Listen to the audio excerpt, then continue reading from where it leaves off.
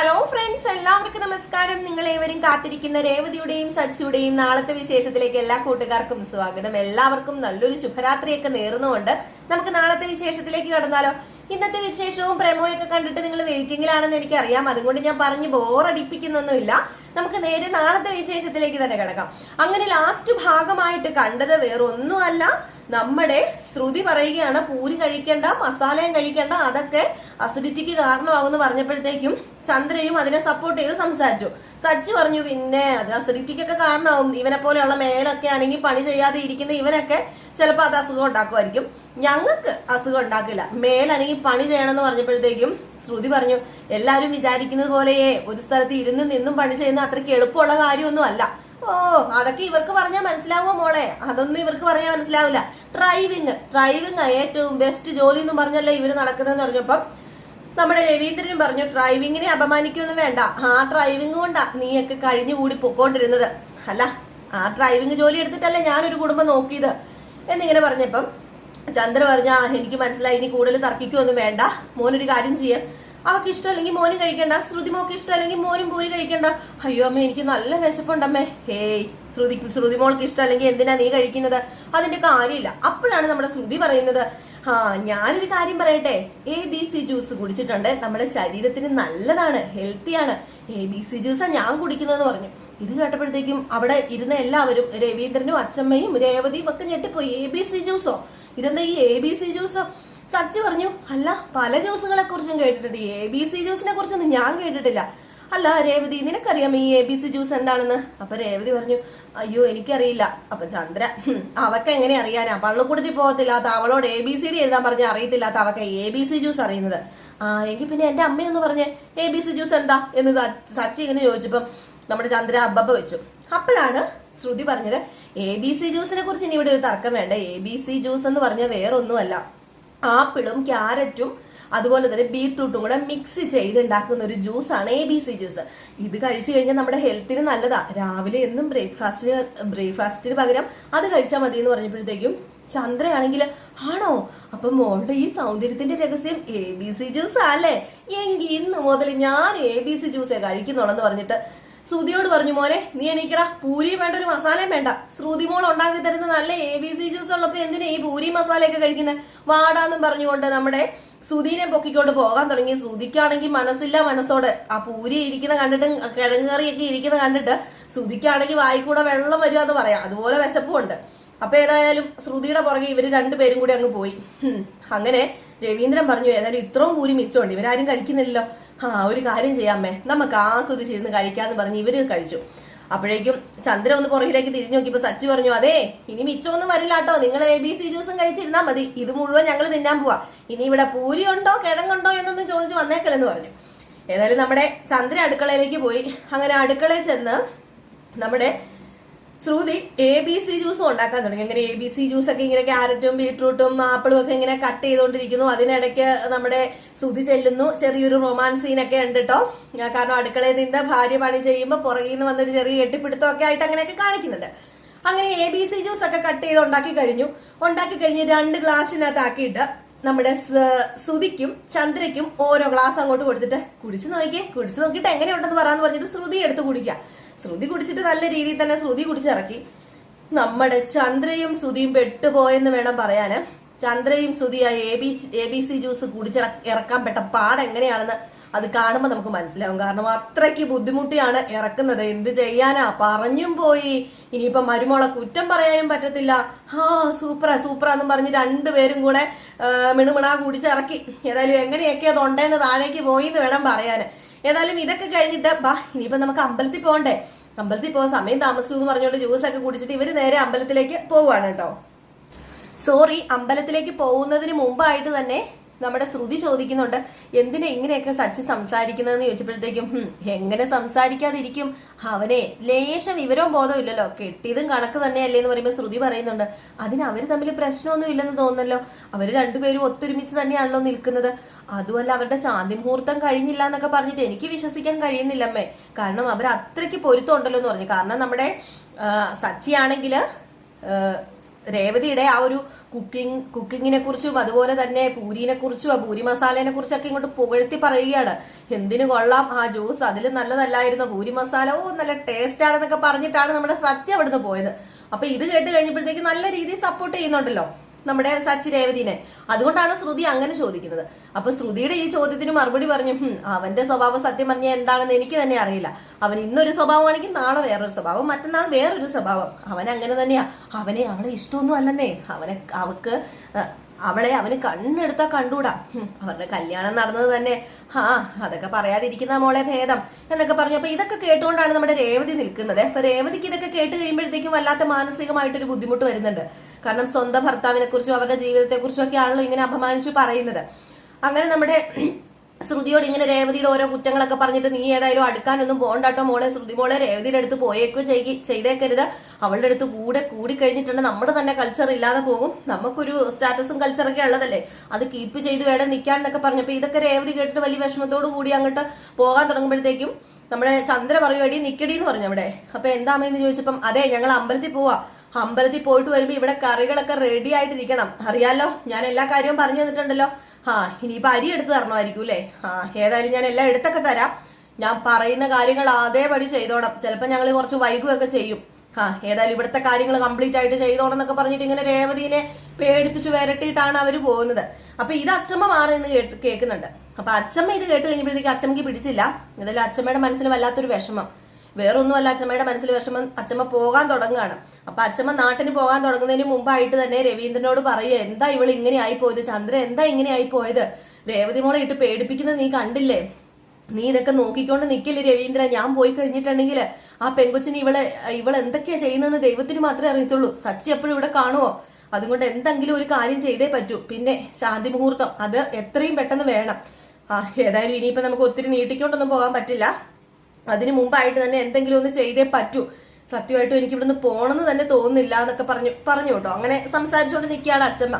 അപ്പൊ രേവതി വന്നപ്പോഴത്തേക്കും അച്ഛമ്മ പറഞ്ഞു ഞാൻ പോവാ മോളെ എന്ന് പറഞ്ഞപ്പോ, അയ്യോ അച്ഛമ്മ പോവാണോ, അച്ഛമ്മ പോകണ്ട, അച്ഛമ്മ കുറച്ച് ദിവസം കൊണ്ട് നിന്നിട്ട് പോവാന്ന് പറയുമ്പോൾ, അതൊന്നും പറഞ്ഞാൽ ശരിയാവില്ല മോളെ, എനിക്ക് മോളുടെ അടുത്ത് നിൽക്കണം എന്നൊക്കെ ഉണ്ട്, പക്ഷെ വീട്ടിൽ ചെന്നിട്ട് എന്തൊക്കെ കാര്യങ്ങളുള്ളതെന്ന് അറിയാലോ, അവിടെ വയലും പാടവും കാര്യങ്ങളും ഒക്കെ ഉണ്ട്, കൃഷിയൊക്കെ ഉണ്ട്, ഞാൻ ചെന്നില്ല അവിടെ നല്ല രീതിയിൽ ഒന്നും നടക്കില്ല, പണിക്കാരെ എത്ര നോക്കൂന്ന് പറഞ്ഞാലും പണിക്കാർ തന്നെയാണല്ലോ, അതുകൊണ്ട് എനിക്ക് പോയേ പറ്റുള്ളൂ, എടാ രവീന്ദ്ര നീ ഏതായാലും എന്നെ കൊണ്ടാക്കണം എന്ന് പറഞ്ഞു, ബസ് സ്റ്റോപ്പിലേക്ക് ഓക്കെ പറഞ്ഞു. ഏതായാലും വലിയ സങ്കടത്തോടു കൂടി തന്നെയാണ് നമ്മുടെ അച്ഛമ്മ അവിടെ നിന്ന് പോകുന്നത്. രേവതിക്കും വല്ലാത്ത സങ്കടമാണ്, അച്ഛമ്മ പോയതും രേവതി വല്ലാത്ത രീതിയിൽ മാറി നിന്ന് വിഷമിക്കുന്ന ആ ഒരു സീനൊക്കെ കാണിക്കുന്നുണ്ട് കേട്ടോ. കാരണം ഇനിയിപ്പം നമ്മുടെ രേവതിയുടെ അവസ്ഥ വളരെയധികം പരിതാപകരമായിരിക്കുമെന്ന് നമുക്കും അറിയാം. അച്ഛമ്മയുള്ളപ്പം ചന്ദ്രയുടെ ഒരു കളിയും നടക്കത്തുമില്ലായിരുന്നു. പിന്നെ കാണിക്കുന്ന സീന് നമ്മുടെ ശ്രുതിയും ചന്ദ്രയും കൂടി നേരെ അമ്പലത്തിലേക്ക് എത്തി. ഭാമ എവിടെ കാത്തു നിൽപ്പുണ്ടായിരുന്നു. അങ്ങനെ ഭാമ നമ്മുടെ ശ്രുതിനെ കണ്ടതും ആ മുഖത്തൊക്കെ നല്ല ഐശ്വര്യം ഉണ്ടല്ലോ, സുന്ദരി ആയിട്ടുണ്ടല്ലോ എന്നൊക്കെ പറഞ്ഞപ്പം, എന്റെ മുഖത്തിന് ഇപ്പൊ നല്ല ഐശ്വര്യമല്ല, മുഖത്ത് മാത്രമല്ല ആന്റി മനസ്സിന് നല്ല ഐശ്വര്യമുണ്ട്, കാരണം നല്ലൊരു കുടുംബത്തിലേക്ക് എനിക്ക് കല്യാണം കഴിച്ച് കയറി ചെല്ലാൻ സാധിച്ചല്ലോ, ഇതുപോലെ ഒരു അമ്മായിയമ്മേനെ കിട്ടിയില്ലേ, അമ്മായിയമ്മയല്ല സത്യത്തിൽ ഇത് എന്റെ അമ്മ തന്നെയാ, മരിച്ചുപോയ എന്റെ അമ്മയുടെ സ്ഥാനത്താ ഞാനിപ്പോ ഈ അമ്മേനെ കാണുന്നത് എന്നൊക്കെ ഇങ്ങനെ പറഞ്ഞപ്പോഴത്തേക്കും, ഏതായാലും മോക്കിപ്പോ സന്തോഷമായില്ലേ, ഇനിയിപ്പോ എന്തേ ഇവനുമായിട്ട് സന്തോഷത്തോടു കൂടി അങ്ങ് ജീവിക്കുക, അതല്ല ഇപ്പൊ ഇനിയിപ്പോ ചെയ്യേണ്ടത്, ഞാനോർത്ത് നിങ്ങൾ താമസിച്ചപ്പോ ഇന്ന് വരില്ലായിരിക്കുന്നു എന്നൊക്കെ ഇങ്ങനെ ചന്ദ്രയോട് ഇങ്ങനെ പറഞ്ഞപ്പോ ചന്ദ്ര പറഞ്ഞു, വിവാഹം കഴിഞ്ഞല്ലേ ഉള്ളൂടി, പിന്നെ കുട്ടികൾ താമസിച്ചൊക്കെ അല്ലേ എണീറ്റത്, നമുക്ക് അങ്ങനെ നിർബന്ധിച്ചൊക്കെ എണീപ്പിക്കാൻ പറയാൻ പറ്റുമോ, അതുകൊണ്ടാണ് കുറച്ച് താമസിച്ച് പോയത് എന്നൊക്കെ പറഞ്ഞപ്പം, ഏതായാലും ഭാഗ്യമുണ്ട് ചന്ദ്രേ നിനക്ക്, ഇതുപോലെ നല്ലൊരു മരുമകളെ കിട്ടിയില്ലേ, അതും മലേഷ്യയുടെ സ്വത്ത് ഇങ്ങോട്ട് ഇനി വരില്ലേ, കുന്നുകൂടൂലേ എന്നൊക്കെ പറഞ്ഞുകൊണ്ട് നമ്മുടെ ചന്ദ്രനെ ഇട്ട് ഭാമ ഇങ്ങനെ ഓരോന്നിങ്ങനെ പറയുകയാണ്. അപ്പം ചന്ദ്രയാണെങ്കിൽ സത്യം പറഞ്ഞു കഴിഞ്ഞിട്ടുണ്ടെങ്കിൽ ഒത്തിരി ആഗ്രഹിച്ചിരിക്കും ഇനിയിപ്പം മലേഷ്യയിലെ സ്വത്ത് മൊത്തം വരണമല്ലോ. അപ്പം നമ്മുടെ ഭാമ പറഞ്ഞു, ഏതായാലും ഞാൻ ഹണിമൂണിന്റെ കാര്യം പറയുമ്പം അവരോട് മലേഷ്യ പോകാൻ പറയാം, അങ്ങോട്ടേക്ക് ആ ഹണിമൂണിന് പോകുന്നതെങ്കിലേ അവിടെ ചെന്ന് കഴിയുമ്പം അച്ഛനുമായിട്ട് സെറ്റ് ആവുമല്ലോ, അപ്പം പിന്നെ പറയേണ്ട കാര്യമില്ലല്ലോ എന്നൊക്കെ ഇങ്ങനെ പറഞ്ഞു. ഏതായാലും അവരിങ്ങനെ സംസാരിച്ചുകൊണ്ടൊക്കെ ഇരിക്കുകയാണ്. അപ്പം അതിനിടയിലാണ് നമ്മുടെ ചന്ദ്ര പറഞ്ഞത് ഇന്നേതായാലും പോകുക, രവിയേട്ടന് അമ്മേനെ കൊണ്ടാക്കാൻ വേണ്ടി പോയേക്കുവാന്ന് പറഞ്ഞപ്പോ എങ്കിൽ പിന്നെ നീ രക്ഷപ്പെട്ടല്ലോടി, അമ്മയല്ലേ നിന്റെ ഏറ്റവും വലിയ തടസ്സം, നിന്നെ എന്തിനും ഏതിനും കുറ്റം പറയുന്ന അമ്മയല്ലേ, അപ്പം നിനക്കിപ്പോ സമാധാനമായി കാണുമല്ലോ എന്ന് ഇങ്ങനെ ചോദിക്കുമ്പോൾ ചന്ദ്ര പറഞ്ഞു പിന്നെ ഇപ്പോഴെനിക്ക് സമാധാനമായത്, തൊട്ടതിനും പീഡിച്ചതിനും ഒക്കെ കുറ്റമെല്ലാം കേൾക്കാം, രേവതി പുരാണം അതാ എനിക്ക് കേൾക്കാൻ പറ്റാത്തത്, ഏതു നേരവും രേവതിയുടെ പുറകെ കെട്ടി തൂങ്ങി നടക്കല, തള്ളയുടെ മോന്റെയും പരിപാടി, എന്റെ കെട്ടിയോനാന്ന് പറഞ്ഞിട്ട് കാര്യമില്ല, രേവതി എന്ന് പറഞ്ഞ അവിടെ അങ്ങോട്ട് ചത്തു വീഴും, അവക്ക് എന്ത് ഗുണം ഉണ്ടായിട്ടാന്ന് എനിക്കറിയത്തില്ലാത്തത്, വൃത്തികെട്ടങ്ങളെയൊക്കെ വീട്ടിൽ കയറ്റിക്കൊണ്ട് വന്നത്, എന്റെ മോൾ ആദ്യം എന്റെ വീട്ടിലേക്ക് വരുമായിരുന്നെങ്കിൽ, ആദ്യം എന്റെ മോളുടെ കല്യാണം നടന്നിരുന്നെങ്കിൽ ഒരിക്കലും ഇതൊന്നും സംഭവിക്കില്ലായിരുന്നല്ലോ ഭാമേ, അനുഭവിച്ചല്ലേ പറ്റൂ എന്നൊക്കെ പറഞ്ഞുകൊണ്ട് നമ്മുടെ ചന്ദ്ര നേരെ തൊഴാൻ വേണ്ടി ഇവരെ എല്ലാവരും കൂടി അങ്ങോട്ടങ്ങ് പോയിട്ടോ. ശ്രുതിയും വേറൊരു വഴിക്ക് പോയി, ചന്ദ്രയും ഭാമയും വേറൊരു വഴിക്ക് പോയി. ഈ ഒരു സമയത്ത് നമ്മുടെ രേവതിനെ കാണിക്കണം. അപ്പം രേവതി വീട്ടിൽ ഓരോ പണിയൊക്കെ ചെയ്ത് കഴിഞ്ഞ് ഇങ്ങനെ വിശ്രമിക്കുമ്പോഴാണ് സച്ചു വരുന്നത്. സച്ചു വന്നിട്ട് പറഞ്ഞു എനിക്കൊരു സ്ഥലം വരെ പോകാനുണ്ടെന്ന് പറഞ്ഞ് അലമാരയിൽ നിന്ന് ഇങ്ങനെ പൈസയൊക്കെ എടുത്ത് ഇങ്ങനെ എണ്ണാണ്. അപ്പം കുറെ നേരം ഇങ്ങനെ പൈസ എണ്ണിയിട്ടും അങ്ങോട്ട് നമ്മുടെ സച്ചിക്ക് അങ്ങോട്ട് തികയുന്നില്ല. അപ്പൊ സച്ചോട് രേവതി വെച്ച് ഇതെന്തിന് ഇത്ര മാത്രം രീതിയിൽ പൈസ എണ്ണുന്നത്, ഒരു പ്രാവശ്യം എണ്ണിട്ടുണ്ടെ മനസ്സിലാവില്ലേ, പിന്നെ ഞാൻ കഷ്ടപ്പെട്ട് അധ്വാനിച്ച പൈസ, ഇതിൽ ഒരു നോട്ട് കുറഞ്ഞു പോവോ കൂടി പോവോ ചെയ്തിട്ടുണ്ടെങ്കിലേ അതെനിക്കല്ലേ പ്രശ്നമുള്ളത്. ഏതായാലും നീ ഒരുങ്ങ, നമുക്ക് അമ്പലത്തിൽ വരെ ഒന്ന് പോകണമെന്ന് പറഞ്ഞു. അമ്പലത്തിൽ പോകുന്ന കാര്യമൊന്നും എന്നോട് പറഞ്ഞില്ലായിരുന്നല്ലോ. എനിക്കിപ്പോ അമ്പലത്തിൽ പോകാൻ തോന്നുവാ. അയ്യോ അത് പിന്നെ ഇവിടുത്തെ കാര്യങ്ങളൊക്കെ അതും അമ്മയോട് പറയാതെ, പിന്നെ അമ്മയോട് പറഞ്ഞിട്ടല്ലേ നീ എല്ലായിടത്തും പോകുന്നത്, നീ ഒരു കാര്യം ചെയ്യാ, നീ പെട്ടെന്ന് ഒരുങ്ങിയിട്ട് വരാൻ പറഞ്ഞു. അങ്ങനെ അമ്പലത്തിൽ പോകാൻ വേണ്ടി ഇവര് വണ്ടിക്കകത്ത് കയറി പോവുകയാണ്. അപ്പൊ ഡ്രൈവ് ചെയ്തുകൊണ്ട് ഇങ്ങനെ പോകുമ്പോഴത്തേക്കും സച്ചി പറഞ്ഞു അതെ ഞാൻ നിന്നെ അമ്പലത്തിലേക്ക് കൊണ്ടുപോകുന്നത് തൊഴാൻ വേണ്ടി മാത്രമല്ല, വേറൊരു കാര്യം ഉണ്ടെന്ന് പറഞ്ഞപ്പോ എന്ത് കാര്യം, അത് പിന്നെ നമ്മുടെ വണ്ടിയിലെ വണ്ടി എനിക്ക് തന്ന വാടകയ്ക്ക് ഫൈനാൻസർ അല്ലേ, അപ്പൊ അയാൾക്ക് പലിശ കൊടുക്കേണ്ട സമയമായി. അപ്പൊ പലിശ സത്യം പറഞ്ഞ് ഇപ്പൊ എന്റെ കയ്യിൽ ഫുള്ളായിട്ട് തികയില്ല കൊടുക്കാൻ, അതുകൊണ്ടൊരു കാര്യം ചെയ്യണം, നീ വേണം പൈസ കൊടുക്കാന്. ഞാൻ പൈസ കൊടുക്കാനോ? ഞാൻ പൈസ കൊടുത്താൽ എങ്ങനെയാ ശരിയാവുന്നത്? അതെ വേറൊന്നും നീ പറയണ്ട, ഇന്ന് അയാൾ അമ്പലത്തിൽ വരുന്ന ദിവസം, അമ്പലത്തിൽ വന്ന എല്ലാവരും വട്ടി പൈസയുടെ കാശ് കൊടുക്കുന്നത്, അപ്പൊ പിന്നെ നീയും ചെന്ന് അങ്ങോട്ട് കൊടുത്തിട്ട് സച്ചി ഇവിടെ ഇല്ല എന്ന് പറഞ്ഞാൽ മതി. അയ്യോ ഞാൻ എന്താ ചെന്ന് പറയേണ്ടത്, സച്ചി ഇല്ല എന്നിങ്ങനെ വെറുതെ പറയണോ? എടി നീ ആദ്യം പറയണം ഞാൻ സച്ചിയുടെ ഭാര്യയാണെന്ന്. ഇത് കേട്ടപ്പോഴത്തേക്ക് രേവതിയുടെ മനസ്സിൽ ഇങ്ങനെ അങ്ങോട്ട് എന്താ പറയുക, ആ ഒരു മരുഭൂമിയിൽ മഴ പെയ്ത ഒരു അവസ്ഥയായി പോയി. അതായത് സച്ചിയുടെ ഭാര്യ എന്നൊക്കെ പറയുന്നത് കേൾക്കുമ്പോൾ നമ്മുടെ രേവതിക്ക് വല്ലാത്തൊരു സന്തോഷം തന്നെയാണ്. അങ്ങനെ നമ്മുടെ സച്ചി പറഞ്ഞു അങ്ങനെ നീ ചെന്ന് പറഞ്ഞിട്ട് ഈ പൈസ കൊടുത്തിട്ട് പറയണം, ഇപ്പൊ സച്ചി തൽക്കാലം ഇവിടെ ഇല്ല, സച്ചി എവിടെ വരെയെങ്കിലും പോയേക്കുക, അതുകൊണ്ട് ഇത്രയും പൈസയേ ഉള്ളൂ, ബാക്കി സച്ചി വരുമ്പോ തരാന്ന് പറയണം. അപ്പം അങ്ങോട്ട് അംഗീകരിച്ചോളൂ, ഏതായാലും എന്റെ ഭാര്യ കൊണ്ട് കൊടുക്കുന്നതെന്ന് പറയുമ്പോ പിന്നെ പ്രശ്നമില്ലല്ലോ, അമ്പലത്തിൽ വെച്ചാവുന്നോണ്ട് വേറൊന്നും പറയത്തുമില്ല. ആണോ ഞാൻ കൊടുക്കാല്ലേ, കുഴപ്പമില്ലല്ലേ? ഒരു കുഴപ്പമില്ല, ഞാൻ പറയുന്നത് പോലെ അങ്ങ് തന്നെ ചെന്ന് പറഞ്ഞാൽ മതി എന്ന് പറഞ്ഞു. ഏതായാലും രേവതി പേടിച്ചു വരച്ചൊക്കെയാണ് അമ്പലത്തിലേക്ക് ചെല്ലുന്നത്.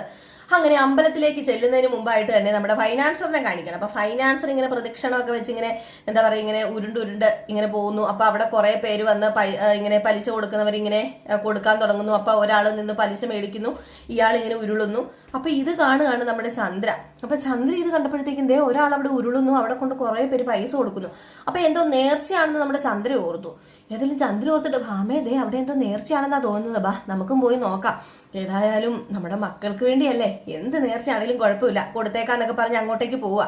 അങ്ങോട്ടേക്ക് പോയി ചെന്ന് തിരക്കിയൊന്നുമില്ല, ചെന്ന് കഴിഞ്ഞപ്പോഴത്തേക്കാണ് അതിന്റെ ഫ്രണ്ടിൽ ചെന്ന് ഇങ്ങനെ നിന്നപ്പോഴത്തേക്കും, അയാളുടെ ഫ്രണ്ടിൽ ഇങ്ങനെ ചെന്ന് നിന്നപ്പോഴത്തേക്കാണ് മനസ്സിലാവുന്നത് ഇത് പലിശക്കാരനാണ്. നമ്മുടെ ചന്ദ്രയാണെങ്കിൽ 2 മാസത്തെ പലിശ കൊടുക്കാൻ കിടക്കുക. ഏതായാലും ഇത് കണ്ടതും ചന്ദ്ര രക്ഷപ്പെടാൻ നോക്കിയില്ലെങ്കിൽ ചന്ദ്രനെ കണ്ടു അയാള് ചന്ദ്രനെ കണ്ടതും നിക്ക് നിങ്ങൾ നിൽക്കുന്നേ, നിങ്ങൾ ആ പ്രമാണം കൊണ്ടുവച്ചതല്ലേ, 2 മാസമായിട്ട് പലിശ തരുന്നില്ലല്ലോ എന്താന്ന് ചോദിച്ചു. അങ്ങനെ അവിടെ കിടന്ന് അയാൾ വല്ലാത്ത പ്രശ്നം വഷളാക്കുകയാണ്. അങ്ങനെ ചന്ദ്ര പറയുന്നുണ്ട് പ്ലീസ് ഞങ്ങള് തരാം, കുഴപ്പമില്ല, ഇപ്പൊ കല്യാണം ഒക്കെ ആയിരുന്നു അതുകൊണ്ടായിരുന്നു എന്നൊക്കെ പറഞ്ഞിട്ട്, കല്യാണമാണോ ആരെങ്കിലും ചത്തെന്നോ ഒന്നും എനിക്ക് അറിയേണ്ട കാര്യമില്ല, എനിക്ക് പൈസ കറക്റ്റ് ആയിട്ട് കിട്ടണമെന്ന് പറഞ്ഞിട്ടുള്ളതല്ലേന്ന് ചോദിച്ചു. അപ്പോഴത്തേക്കുമാണ് ഭാമ പറയുന്നത് അതെ ഇപ്പൊ ഇങ്ങനെ പ്രശ്നമൊന്നും ഉണ്ടാക്കില്ലേ, ഇവിടെ രവീന്ദ്രനുണ്ട്, ഈ നിൽക്കുന്ന ചന്ദ്രയുടെ ഭർത്താവ്. അപ്പൊ രവീന്ദ്രൻ ആ ഒരു സമയത്ത് വന്നായിരുന്നു കേട്ടോ, രവീന്ദ്രൻ അമ്മേനൊക്കെ വിട്ടിട്ട് അമ്പലത്തിലേക്ക് തന്നെ വന്നായിരുന്നു. രവീന്ദ്രനുണ്ട്, അപ്പൊ അത് അറിഞ്ഞു കഴിഞ്ഞാൽ പ്രശ്നമാകും, നിങ്ങൾ ഇങ്ങനെയൊന്നും ചോദിക്കില്ല, വീട്ടുകാരറിയാതെ കൊണ്ട് പണയം വെച്ചേക്കുന്നതെന്ന് പറഞ്ഞപ്പോ വീട്ടുകാരറിയാതെയോ? അതൊന്നും ഇവിടെ പറ്റില്ല. അപ്പം വീട്ടുകാരറിയാതെ പ്രമാണം കൊണ്ട് പണയം വെച്ചെന്നല്ലേ? ഓഹോ, അത്രയ്ക്കായോ? എങ്കിൽ പിന്നെ അതൊന്നും അറിഞ്ഞിട്ട് തന്നെ കാര്യം. മര്യാദയ്ക്ക് പൈസ കൊണ്ട് തന്നോണം, മുഴുവൻ പൈസ, പലിശയും പൈസയൊക്കെ കൊണ്ട് തന്നോണം. ഇങ്ങനെ അറിയാത്ത കച്ചവടം ഒന്നും ഇവിടെ പറ്റത്തില്ല. അല്ലെങ്കിൽ ഭർത്താവിനെയോ മക്കളെ ആരെങ്കിലും വിളിച്ചുകൊണ്ട് വന്നേക്കണമെന്ന് അയാൾ കർശനം ഇങ്ങനെ പറയുകയാണ്. എന്നിട്ട് അയാൾ പറഞ്ഞു, പൊക്കോ പൊക്കോ പൊക്കോ, നാളെ കറക്റ്റ് വന്നേക്കണം എന്ന് പറഞ്ഞിട്ട് അയാൾ അവിടെ നിൽക്കുന്നു. ചന്ദ്രയും ഭാമയും അങ്ങ് പോകുന്നു. അങ്ങനെ വല്ലാത്തൊരവസ്ഥയിലായി പോവാണ് ചന്ദ്രയും ഭാമയും. ഇതിനിടയ്ക്ക് നമ്മുടെ രേവതി വരുന്നു. രേവതി ഇയാളെ കണ്ടിട്ട് പൈസ കൊടുക്കാണ് കേട്ടോ. അപ്പം വിവരിച്ച് പറയുന്നുണ്ട്, വേറൊന്നും അല്ല, എന്റെ ഭർത്താവ് ഇവിടെ ഇല്ല, ഞാൻ സച്ചിയുടെ ഭാര്യ എന്ന് പറയുന്നു. അപ്പൊ അയാൾ അംഗീകരിക്കുന്നുണ്ട്. പക്ഷേ നമ്മുടെ സച്ചി അവിടെ നിന്ന് ഒളിഞ്ഞു നോക്കിയത് അയാൾ കണ്ടു. സച്ചിനെ ഏതായാലും അയാൾ പിടിക്കുകയും ചെയ്തു. ഏതായാലും നമ്മുടെ സച്ചി ആയതുകൊണ്ട് തന്നെ അയാൾ ഒത്തിരി ഒന്നും പറയാനൊന്നും നിൽക്കുന്നില്ല. പക്ഷെ ഈ സച്ചിയും രേവതിയും സംസാരിച്ചുകൊണ്ട് നിൽക്കുന്നത് നമ്മുടെ ചന്ദ്രയും ഭാമയും കണ്ടു. അപ്പൊ ഇവർക്കൊരു ഡൗട്ട്, ദൈവമേ ഇനിയിപ്പോ എല്ലാം അറിഞ്ഞോ, അയാളെല്ലാം പറഞ്ഞു കാണുമോ? സച്ചി എങ്ങനെ ഇപ്പൊ ഇവിടെ വന്നത്? രേവതി എങ്ങനെയാ ഭാമ ഇവിടെ വന്നത്? ഇപ്പൊ എല്ലാം അറിഞ്ഞു കാണുന്നു എനിക്ക് തോന്നുന്നു. അയാൾ മിക്കവാറും എല്ലാം പറഞ്ഞു കാണുന്നു പറഞ്ഞ് പേടിച്ചു വരച്ച് നിൽക്കുക. പക്ഷേ നമ്മുടെ ചന്ദ്രയ്ക്ക് അറിയില്ലല്ലോ എന്തിനാ വന്നേക്കുന്നതെന്ന്. അപ്പൊ ഇതൊക്കെ കോർത്തിണക്കിക്കൊണ്ട് ഒരു അടിപൊളി വിശേഷമാണ് നമ്മൾ നാളെ കാണാൻ പോകുന്നത്. അപ്പൊ എല്ലാവരും കാത്തിരിക്കുക അടിപൊളി വിശേഷത്തിനായിട്ട്. നാളെ രാവിലെ ഫുൾ വിശേഷമായിട്ട് വരും. ഒന്നുകൂടെ എടുത്ത് പറയുകയാണ്, ഇന്ന് താമസിച്ചിട്ടത് ഞാൻ പറഞ്ഞല്ലോ, എൻ്റെ അലാറം എന്നെ ചതിച്ചു എന്ന് വേണം പറയാൻ. അലാറം അടിച്ചത് ഞാൻ AM ഉം PM ഉം വെച്ചത് മാറിപ്പോയത് കേട്ടോ സത്യത്തില്. അപ്പൊ കുറച്ച് പേര് കമന്റ്സ് ചെയ്തിട്ടുണ്ടായിരുന്നു AM ഉം PM ഉം വെക്കുമ്പോൾ ശ്രദ്ധിക്കണം. ഏതായാലും ഇനി ഞാൻ ഉറപ്പായിട്ടും AM ഉം PM ഉം വെക്കുമ്പോൾ ശ്രദ്ധിക്കും. അതുകൊണ്ട് ഇന്ന് രാവിലെ എനിക്ക് എണീക്കാൻ സാധിച്ചില്ല. കുറച്ച് ലേറ്റ് ആയിട്ടാണ് നമുക്ക് രേവതിയുടെ സച്ചിയുടെ കഥ ഇട്ടതും. അപ്പൊ എങ്കിലും നമ്മുടെ കഥ എല്ലാവരും സ്ഥിരം കാണുന്നവരൊക്കെ കണ്ടിട്ടുണ്ട്. ഒരുപാട് നന്ദിയുണ്ട്. തുടർന്നും കാണുക, സപ്പോർട്ട് ചെയ്യുക. അപ്പൊ അടുത്ത വിശേഷമായിട്ട് കാണാം. അതുവരെ എല്ലാവർക്കും ടാറ്റാ, ബൈ ബൈ.